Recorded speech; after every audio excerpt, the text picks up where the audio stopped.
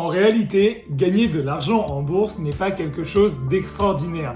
Tout le monde peut y arriver. Cependant, cela demande de suivre quelques règles et d'être discipliné. C'est pour cette raison que l'on va voir aujourd'hui 5 conseils qu'il te faut absolument suivre si tu veux gagner de l'argent en bourse.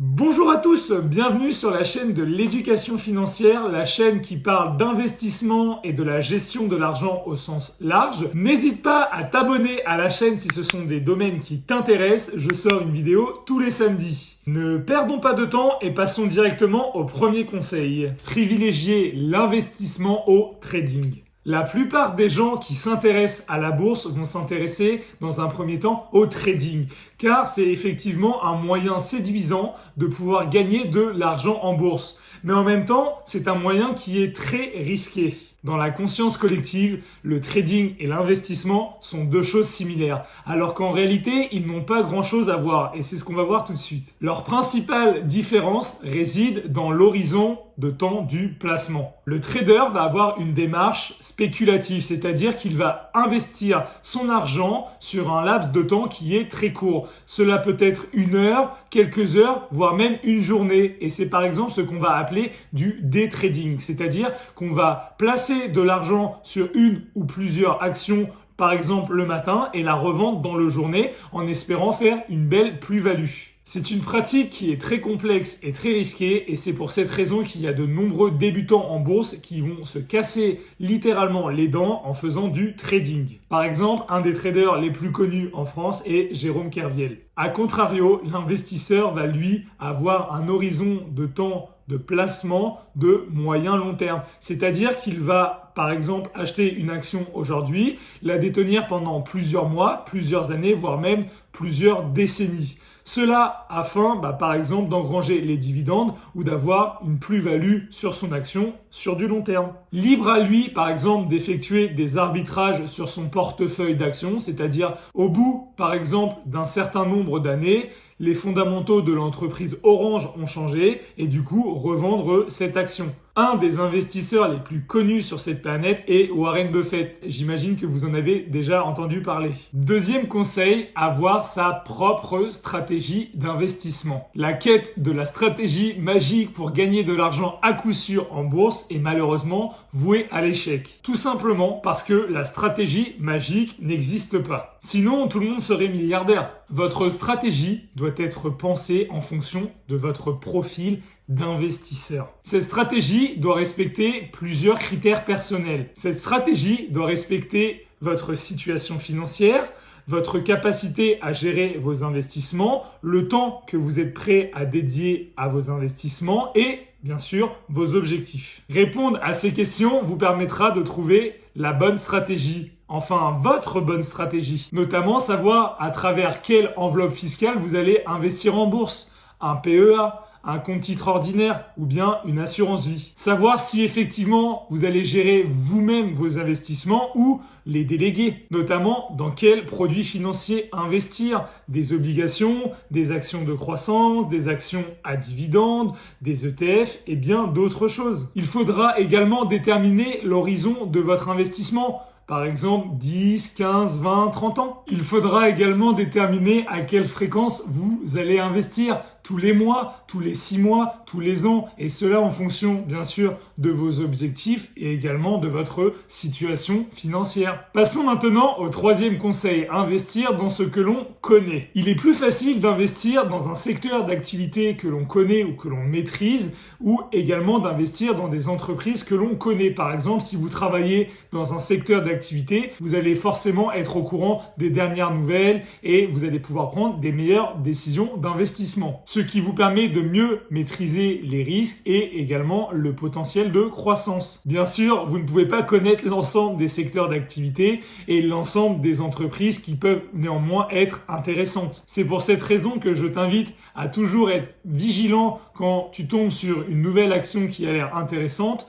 Je te propose déjà de faire une analyse fondamentale, de regarder l'évolution du secteur d'activité dans lequel évolue l'entreprise et l'idéal est également de faire une analyse SWOT, ce qui va te permettre d'y voir déjà beaucoup plus clair. C'est pour cette raison également que je vous invite à faire attention sur ce que vous voyez sur Internet, car il y a de nombreuses personnes qui vont analyser des actions, proposer des stratégies, et c'est exactement ce que je fais, mais je vous invite toujours d'avoir un recul et de vous créer votre propre avis, d'avoir votre propre analyse, votre propre esprit critique. Car je vous dis pas que sur Internet il y a de mauvaises choses, et bien au contraire, je pense qu'il y a des choses très utiles qui vont vous permettre de progresser rapidement en bourse, mais il faut néanmoins que cela rentre dans votre propre stratégie, comme je l'ai dit tout à l'heure. Par exemple, si aujourd'hui je te parle d'une super action dans laquelle je vais investir, mais que dans 2-3 mois, un des fondamentaux de l'entreprise a changé, il y a de fortes chances pour que je la vende. Et toi, si tu n'es pas au courant que ce fondamental a changé et que tu ne la vends pas, tu risques de subir une forte baisse. Je te prends l'exemple très bête des personnes qui ont investi dans American Tobacco et ensuite les législations ont fortement stigmatisé, taxé la vente de tabac et forcément le cours des entreprises qui produisent des tabacs va chuter.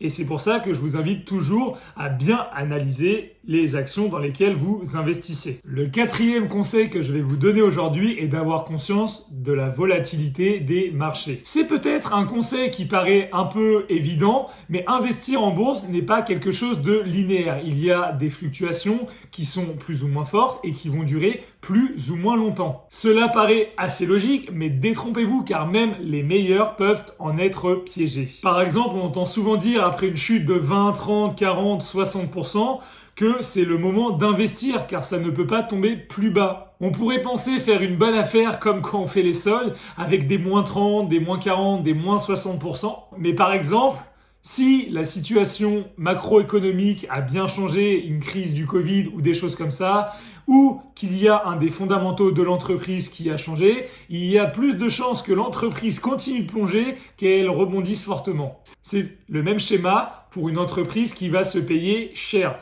Par exemple, votre action a doublé dans l'espace d'un an, eh bien vous vous dites que cela va être très compliqué pour elle d'augmenter encore. Alors que ce raisonnement n'est pas du tout logique. Car si, par exemple, la macroéconomie a changé ou un des fondamentaux de l'entreprise a changé de manière favorable, il y a de fortes chances pour que l'action continue de croître.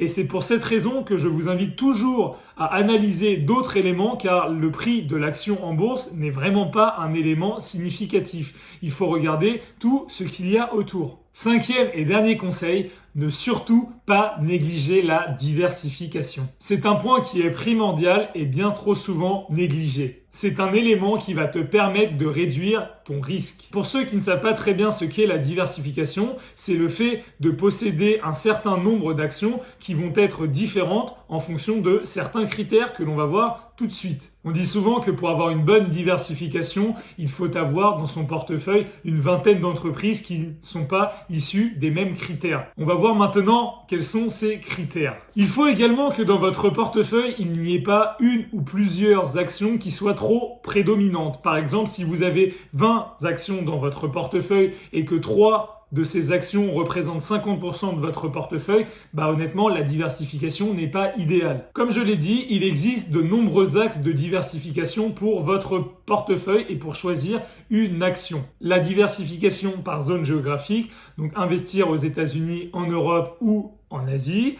La diversification par secteur d'activité. Il existe 10 secteurs d'activité principaux, donc le secteur bancaire, le secteur de l'agroalimentaire et bien d'autres.